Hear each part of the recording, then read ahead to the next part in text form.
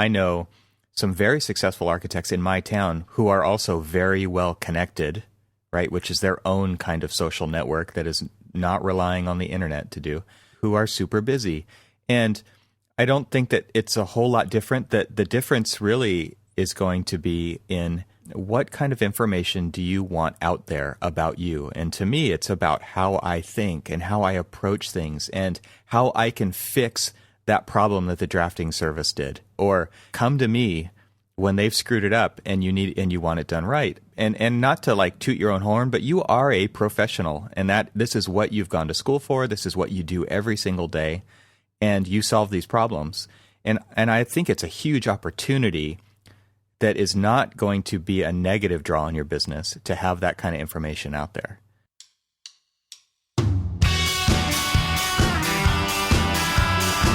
Welcome to Archispeak, a podcast about all things architecture. My name is Neil Pan.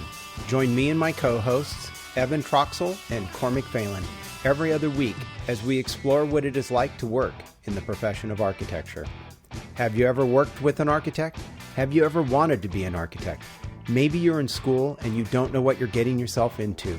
Or perhaps you know exactly what it is like as you've been working in the profession for a long time, and you know that the more things change, the more they stay the same. Or maybe, just maybe, you're planning on changing the world. Join us as we have a casual conversation about all things architecture. It's time for some Archispeak.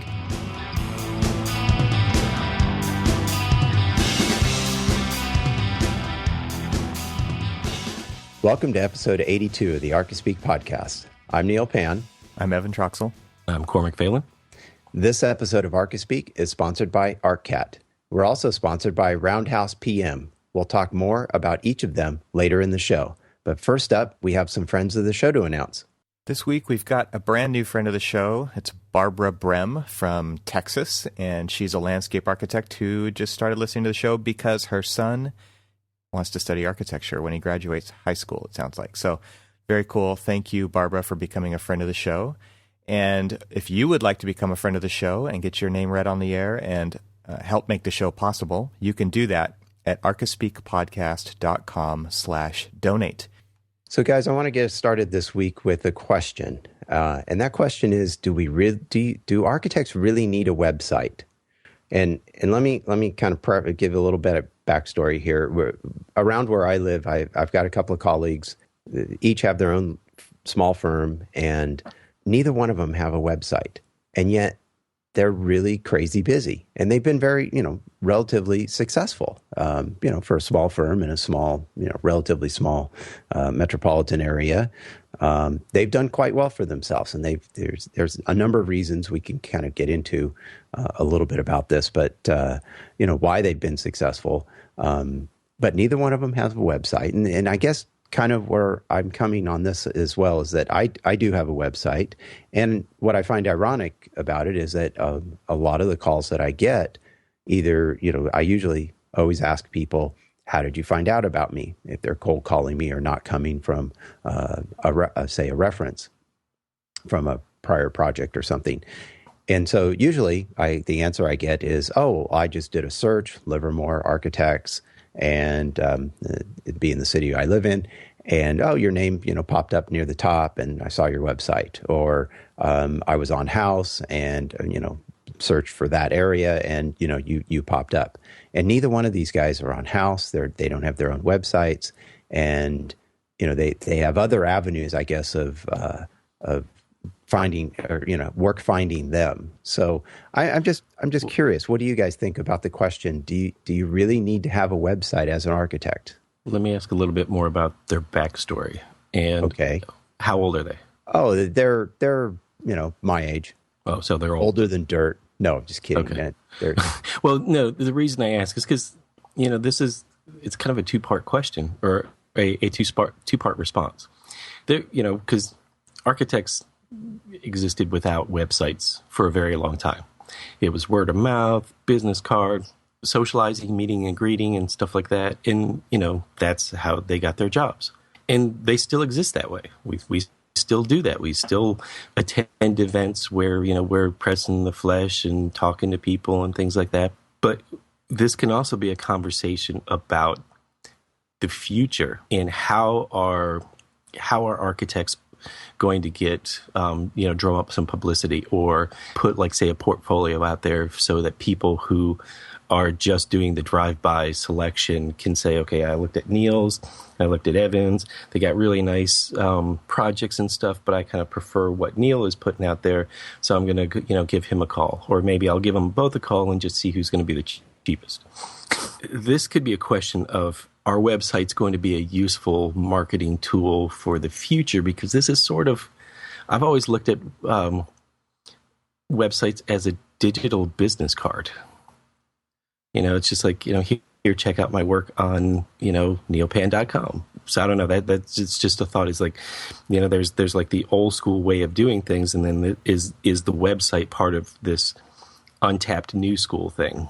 I view a website as way more than a portfolio, too, because, for instance, I would set up a website if I had my own architecture firm, no doubt about it, because I want people to know how I think, and I also want them to know that I am not the cheapest. Because if you're setting up a website so that, like you said, Cormac, if it's like the worst case scenario, which is how I would label it, is I'm going to look up people and give them a call on who's the cheapest. Like, if my website can show the value that I give them, and that I don't have to worry about somebody like that calling me and wasting my time. Because, Neil, I think that this is something that happens often, right? This is something you complain about. Yeah. Because it's a very real thing. And you're using valuable time to talk to these people who have no intention of using you.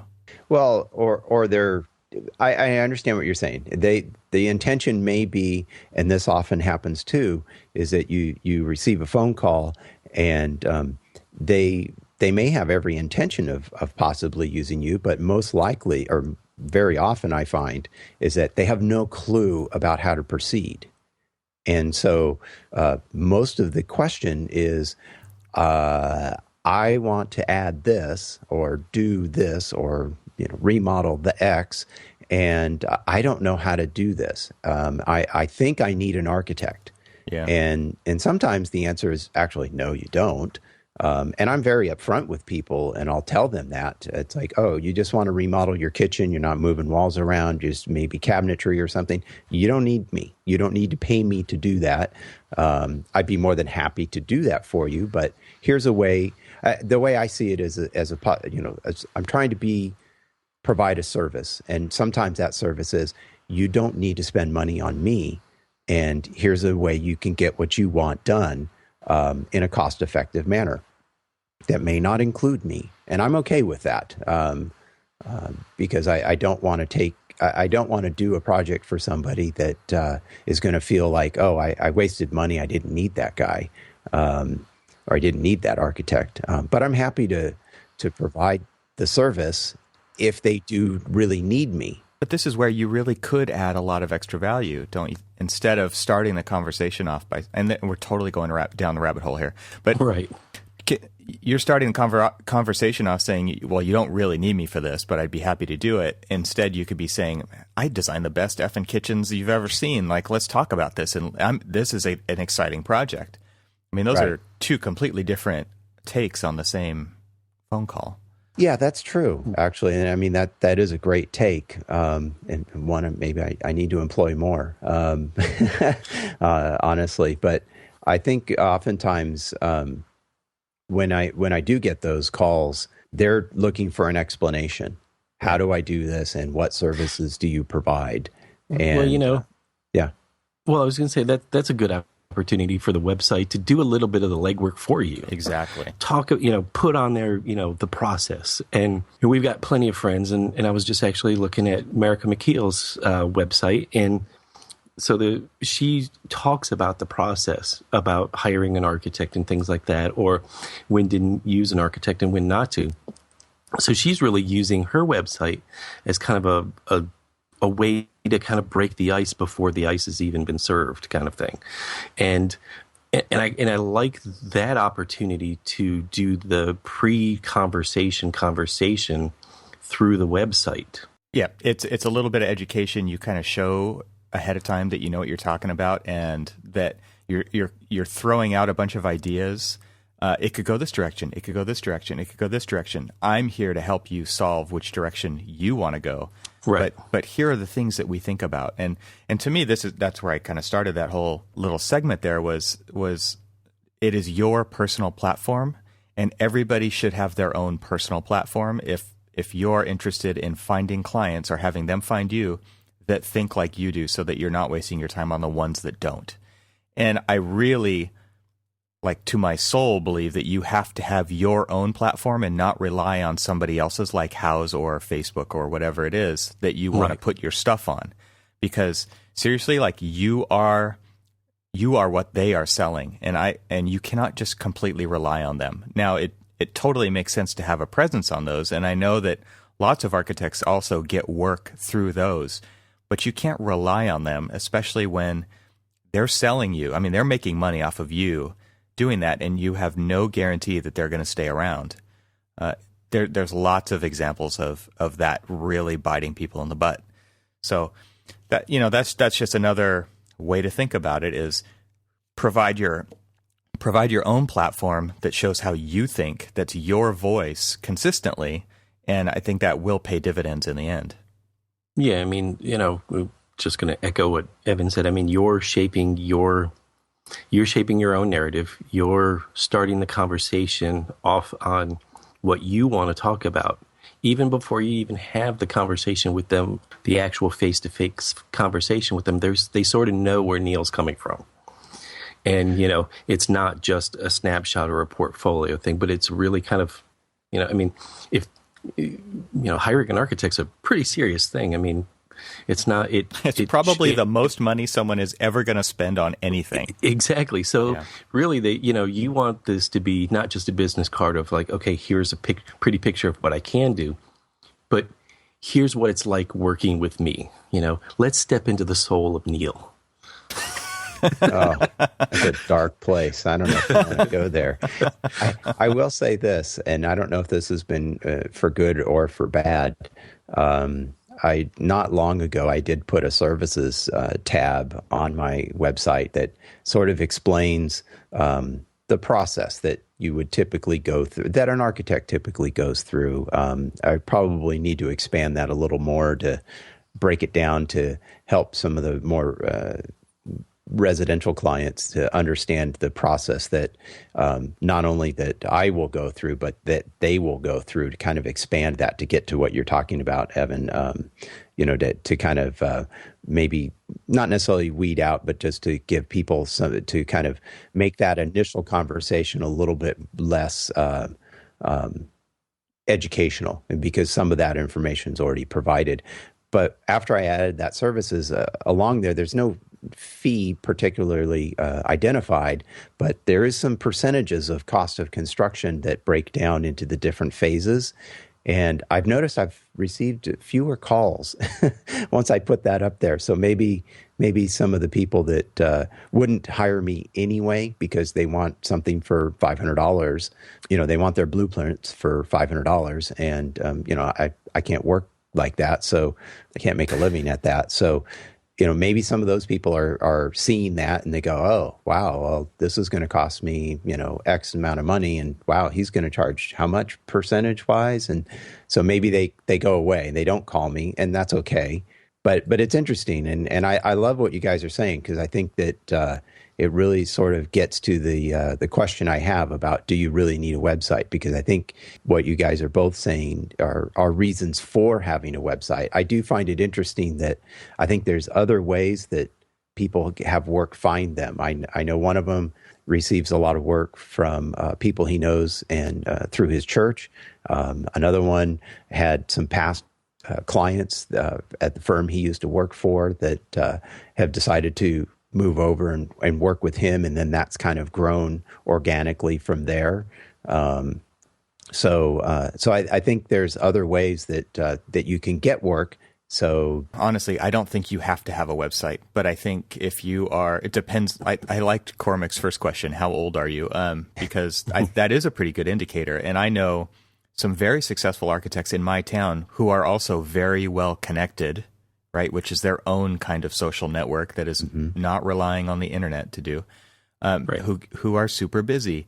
And I don't think that it's a whole lot different. That the difference really is going to be in what kind of information do you want out there about you? And to me, it's about how I think and how I approach things and how I can fix that problem that the drafting service did, or come to me when they've screwed it up and you want it done right. And not to like toot your own horn, but you are a professional, and that this is what you've gone to school for. This is what you do every single day, and you solve these problems.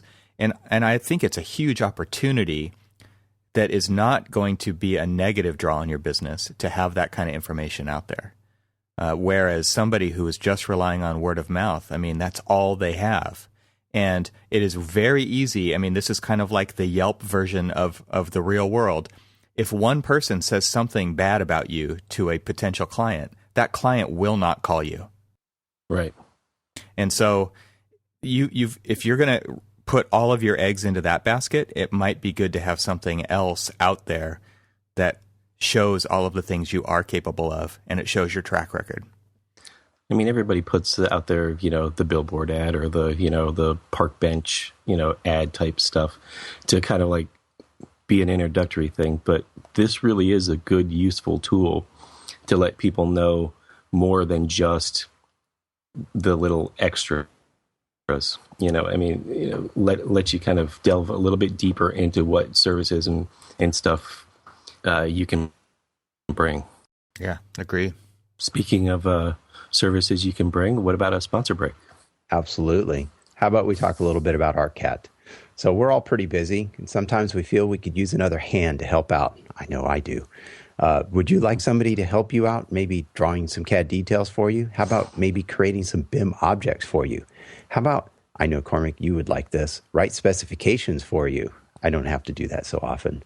But how much would all of that cost if I were to have somebody else do that for me? I don't know, but I'll tell you what, how about we have an assistant do this all for free?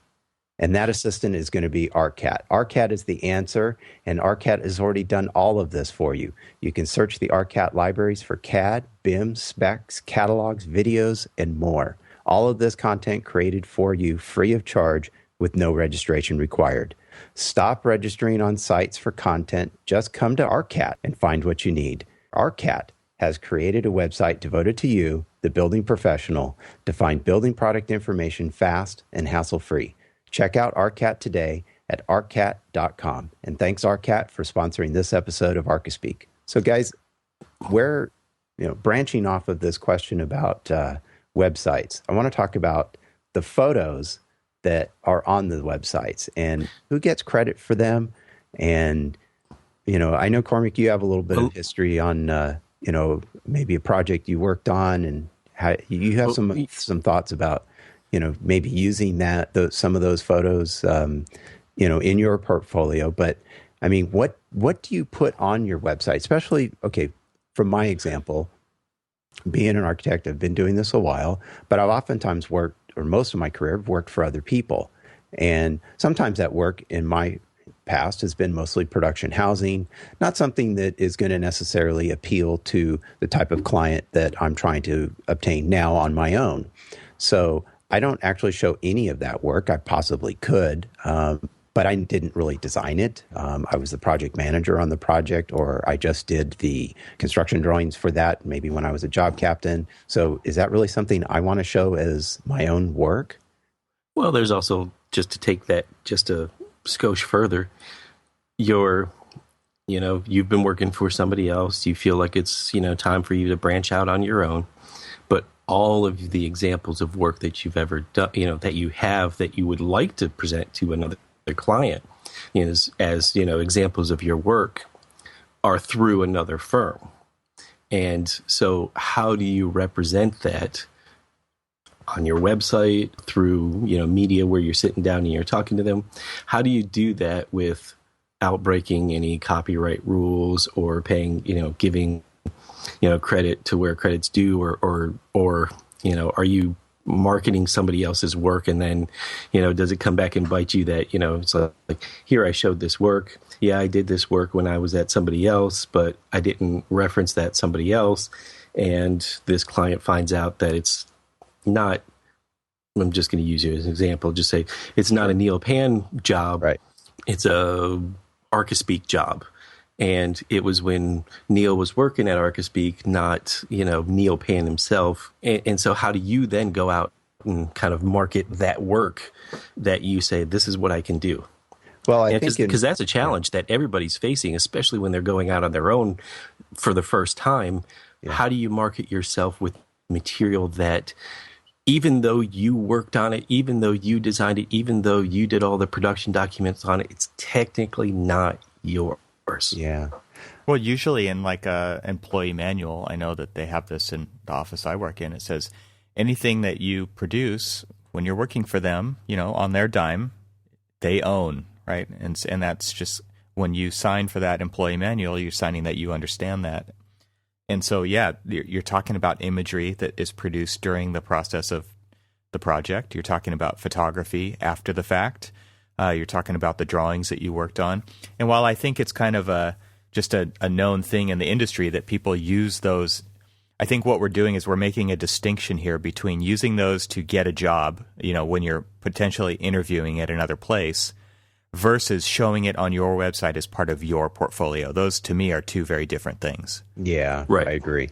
And I'm more trying to, I guess, gather what your thoughts are on I can tell you when if I'm talking to a client, they don't really care, or they may not know and or understand. Now, I'm dealing with a different sort of client than you might be when dealing with a school or a college or something like that, which I think is at a totally different level of of a client being concerned about you selling somebody else's work, or work that maybe from somebody else.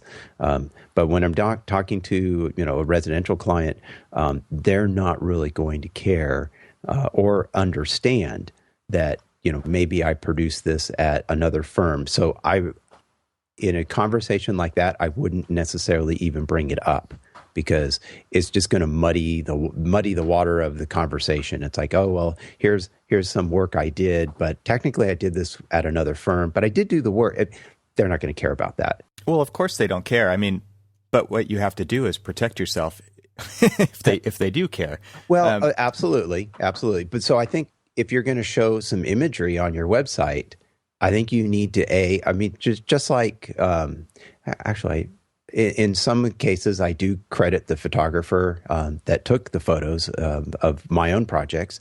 But if I was going to show projects that I worked on for photography of projects I might have worked on, I would certainly say work performed at this firm, or give some sort of credit to where that work was produced. If it wasn't produced at, in this example, at Neil A. Pan Architect, right? You want to do the same thing that you would expect of your own work, right? Where you are a professional and you own the copyright on your drawings. And if somebody else were to use those, what would you want to do about it? I mean, that's kind of the position you have to take with it as far as anybody else goes as well. And honestly, like, if I were to go somewhere else and show images that I've made from the company that I've worked on, I really need to own those images for me to show them as mine. Right. And you definitely can a lot of times work out that deal with the photographer who made the images, because it's a really weird thing, right? Where we design the building, the contractor builds the building, the photographer photographs it. Who owns the images? Well, depending on the license agreement, typically it's the photographer. They are the professionals who put all of the science together to get that image, right? Yeah, and technically their licensing agreement is not here. You've bought them, now you own them outright. Well, it depends. Yeah, you've bought them, and you're licensing them. Yeah, you're licensing them. And so that might be that might be typical. It might not be. I mean, I have a photographer who I use all the time, and this is just one of the reasons I like to use him. Let alone he's my friend, and I like to catch up when he shoots my projects. But he doesn't have that license agreement. He is use it however you want. They're your images. after, because he doesn't want to deal with all that licensing. And there are lots of other photographers who absolutely don't think that way. They own the images, and I have some of these that I have copies of on a project that I worked on, and that photographer is very much like, you will pay me to use these images in this specific way. And that's the license agreement that we have with him. And so it really depends on that license. And you're a professional, and you expect the courtesy of people obeying your copyrights on your designs. You should honestly honor that for them as well, and not just throw it out there and say, well, I'm not really hurting anybody. I mean, really, you need to honor those contracts that you have with those people. Right. So you could go to the photographer who photographed the building that you worked on, and you could say, I would like to buy a license of these images off of you. How much is that going to cost? And then you can negotiate that, right? So that you can use them completely legally. Or you could go to the building and photograph it yourself. Now, you're probably not going to get the same great images that photographer got, or you could hire a photographer to go out and reshoot it if you can work out a deal with the owner of the building again. So it's complicated, right? There's so many different things going on here, but really on your website, you should be showing images that you own only, if you really want to stay out of any trouble. Oh yeah, absolutely. So that's kind of I'm trying to bridge the gap here between what I was thinking, the intent of how does one go about marketing it? And I guess that's the point, is that I understand owning the images, and showing those images, but if the actual work itself, so I guess what I'm trying to get at is how do we market ourselves, especially as a new guy out there on the street trying to show everybody what he can do. But, again, he doesn't have a list of projects that's Neopan specific. It's Neopan as Archispeak, kind of thing. And so how does he go out there and actually market himself that way? And, and I guess it's, maybe this is just a tangent that's really not worth exploring, but it's kind of rough. I mean, because we do have a lot of listeners who, go out on their own, or are a small business that is just a 1-man, 2-man shop, that they're guys that used to work together in a bigger firm. Now they went out on their own and they're doing their own thing. And how do they, if they're marketing for commercial or marketing for residential or whatever, how do they go about marketing themselves with examples from somebody else's firm? Or do they? Honestly, I don't think you do. I think you try to figure out any way you can to build your portfolio. And you can talk about your experience, because as architects, we are enamored with the image. And so that's all we're really talking about here. But I don't think that that's what people are really necessarily shopping for. Yeah, so let me give you an example of why I was thinking about this in this particular way. Is I have a friend of mine who owns a firm that I used to work for down in Florida, and he was going after a project, and another firm was going after a project, and he was throwing up examples of work that he's done, that particular firm has done, and representing it as his work, because it legitimately is his work. And then the competing firm that subsequently got the project was putting up work that had been done by either an associate architect or a different architect of record, that they did work on the project, but they didn't actually do the work. So, and so they got the job based off of representing themselves as, they basically just signed and sealed some documents or something, but never really did the So that's kind of I know that's a completely different, because once you sign and seal it, don't you sort of take ownership? Well, I guess my question would be... Sorry, that's a total tangent there. I apologize. What does this have to do with the topic? Who cares? It's our show. Yeah. We want. I guess the question I would have is, and this may or may not be directly going off your example, but let's say that a partner in a firm, that work was done, a job was done at that firm. That particular principal may have been tangentially involved with it a little bit, but maybe didn't do the bulk of the work.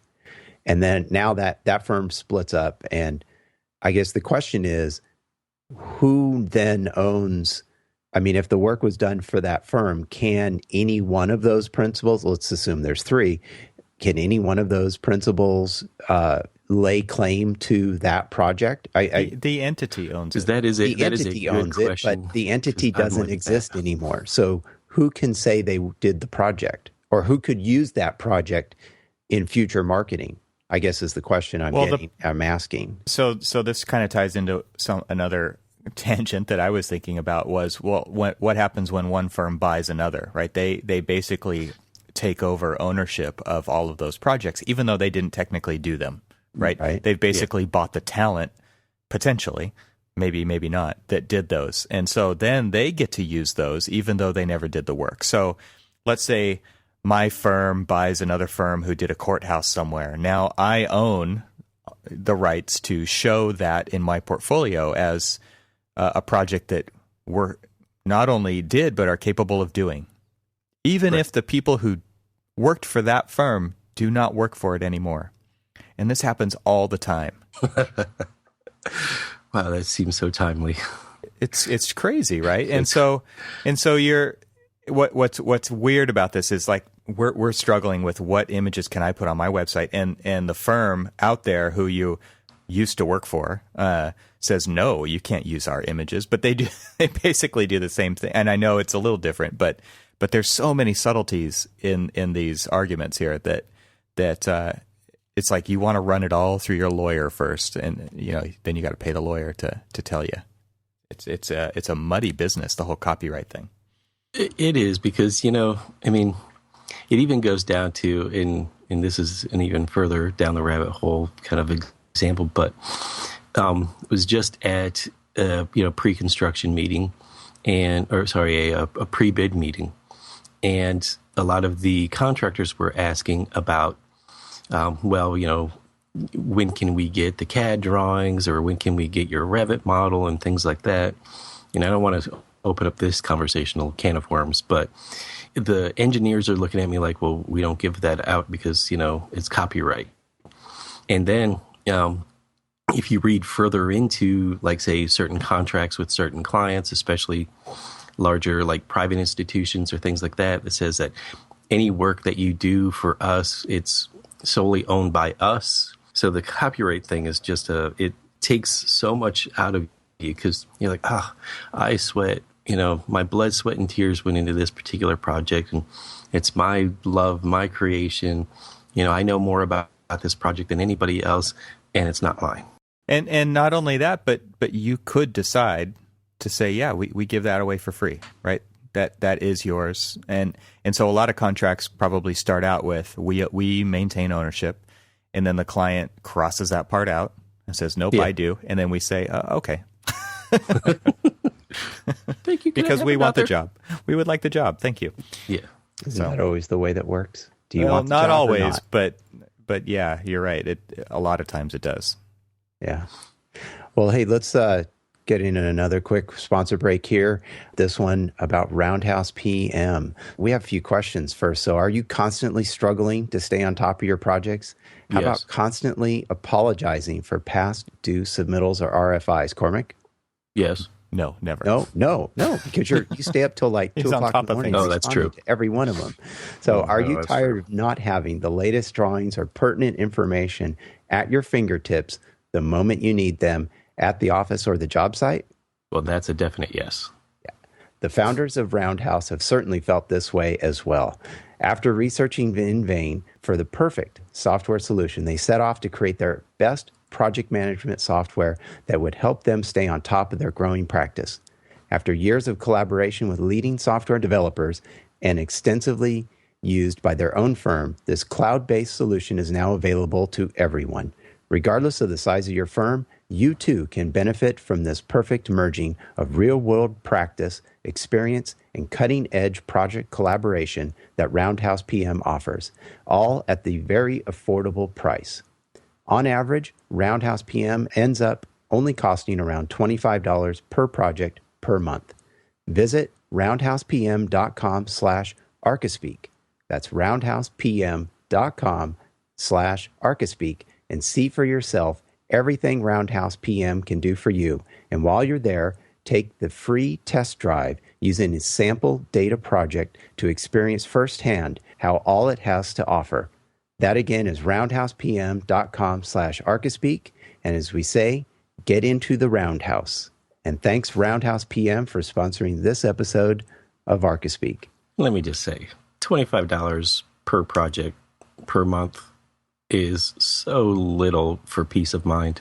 I mean, that's it. And that's not part of the read. And this is just part of a side plug of like, we met these guys. They're a friend of the show. They're good people that have struggled with the exact same things that we've struggled with on every project.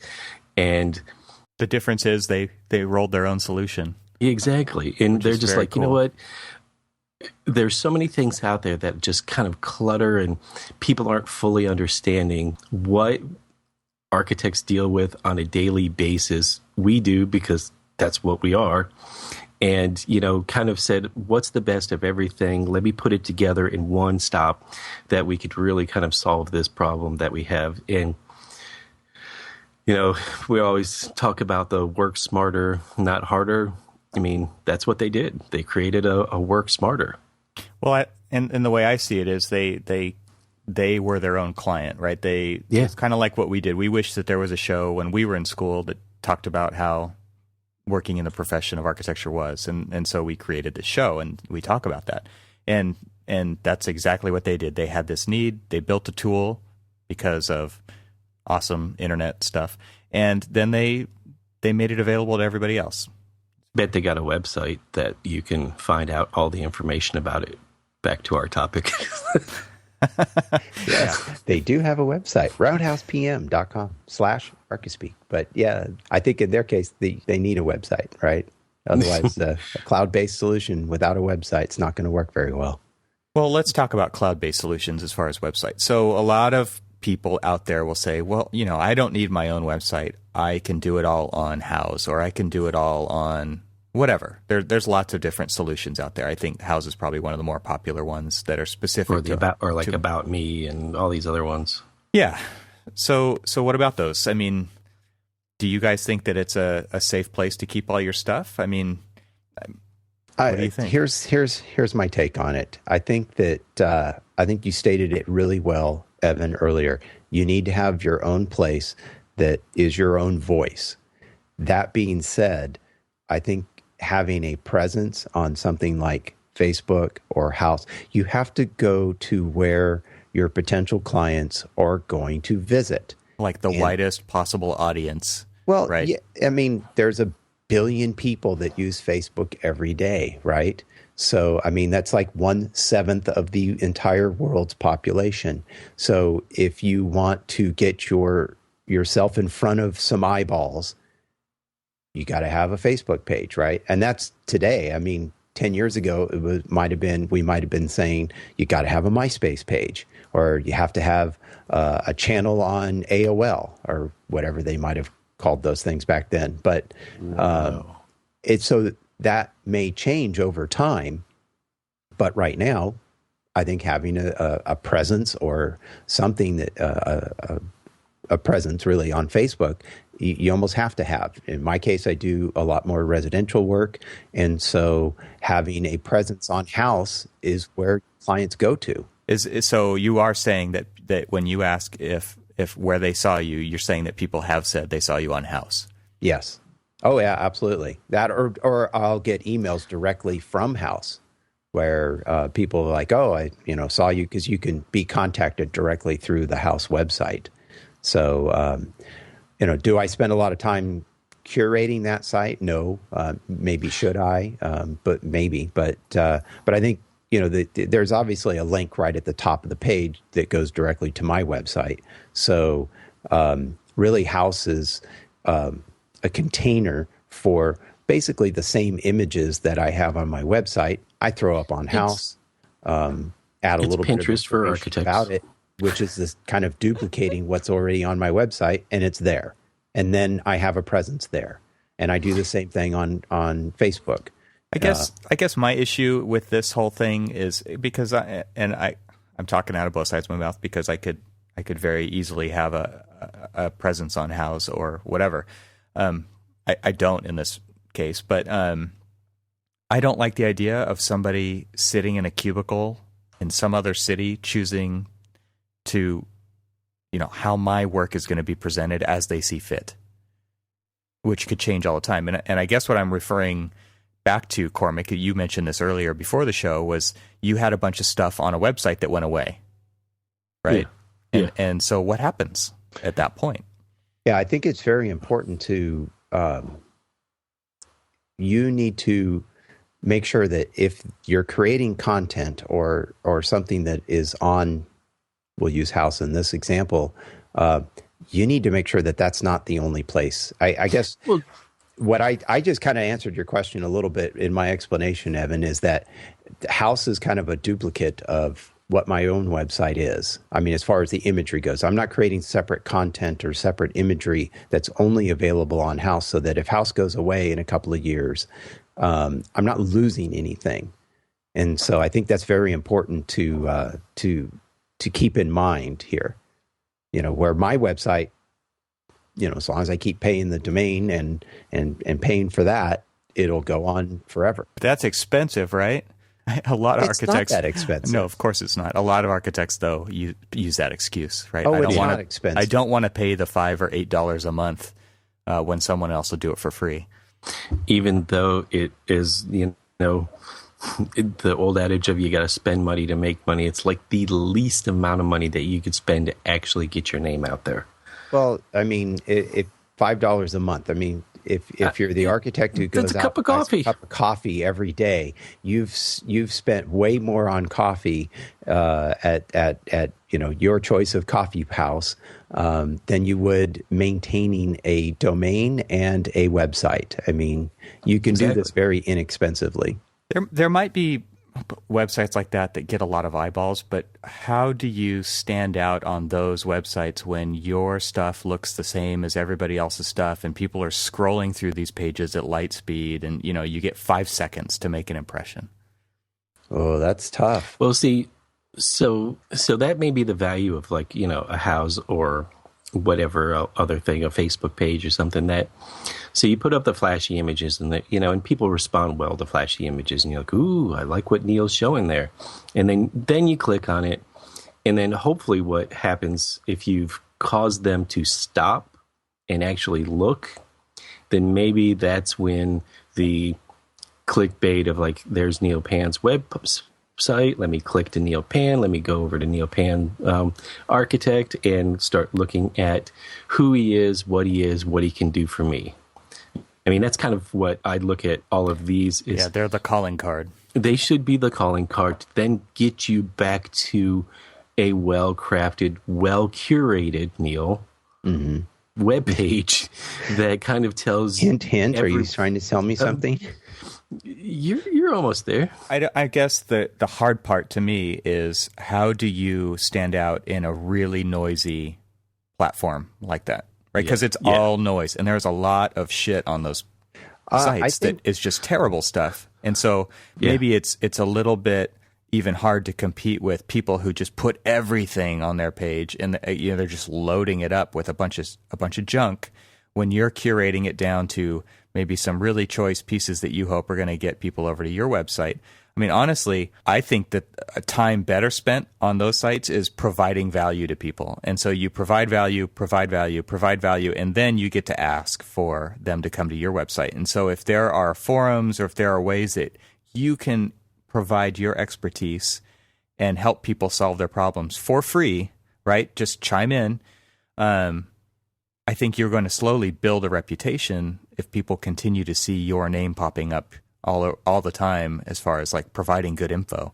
That helps build a good reputation online, which could then lead people back to your website. It doesn't all have to be on your website, I guess is what I'm saying. So if you really want to build a great online presence, you need to be providing value all over the internet, right? So there's lots of forums out there. There's lots of do-it-yourself stuff. There's lots of design critique kind of websites where you could be providing input to people and then hopefully leading them back to your website at some point. All good points. I agree.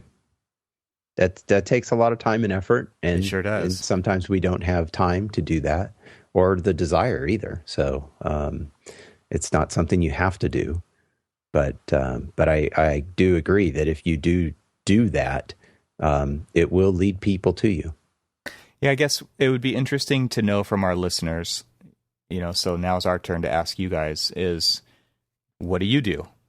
What have you found works well for you in your business? I mean, there's lots of architecture marketing courses out there that are going to tell you need to do all this stuff. I want to know real world examples of what has worked for you. So do you have a house account? Do you have a page that generates leads? Do you do it all on your own website? I mean, I'm not asking for a huge explanation. I just want to kind of get a pulse of what's working for people. Yeah. And how do they do that? How do they tell us this, Evan? Well, we've got a great feedback page on our website. You can use that if you head over to archispeakpodcast.com if you just have a general comment. But if you have something specific to this episode to say regarding what you're using that's working well for you, just do it in the comments right on the episode page. And you can find that at archispeakpodcast.com/episodes/82. And if you sign up for the show notes, you will get links to everything that we've talked about in this episode.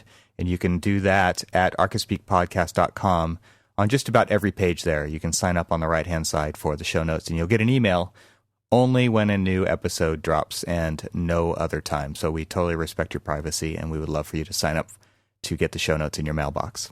Absolutely. And you can also go to our Facebook page, too, and there's a link to find that at archispeak.com as well. So we do have a presence there. And we've been getting some good comments, by the way, so we really appreciate people participating. We've been posting some videos and some other things too there to kind of get some conversation going. So check that out as well. All right, so does that wrap up this episode? I think that wraps up this episode. Well, thanks, everyone, for listening, and make sure you stay subscribed. Thank you. All right. Bye. Bye.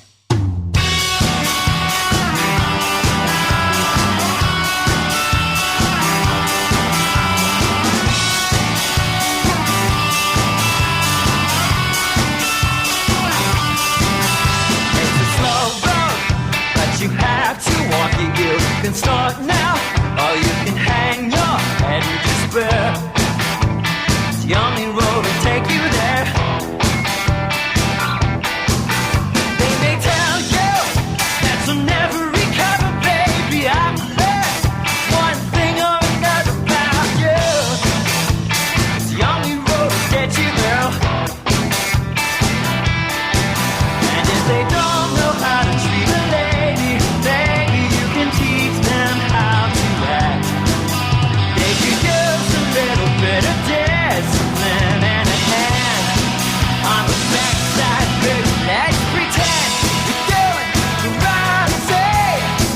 And while we're at it, have the opposite day.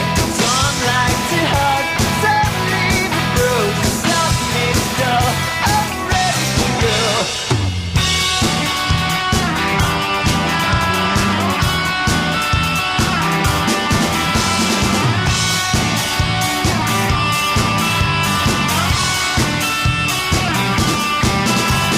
Hey, put your skates on. Come on together. Hey, hey, on. I took you up to your skates on. Great song, the real world. It manufactures glory for the feeling distractions. Photos and truth like a tractor, a cracked actor, a mother of pearl. And if they don't know how to hold a woman, maybe you can put them back in their place. They could use a little bit of discipline and a hand across their face. Baby, let's pretend we're doing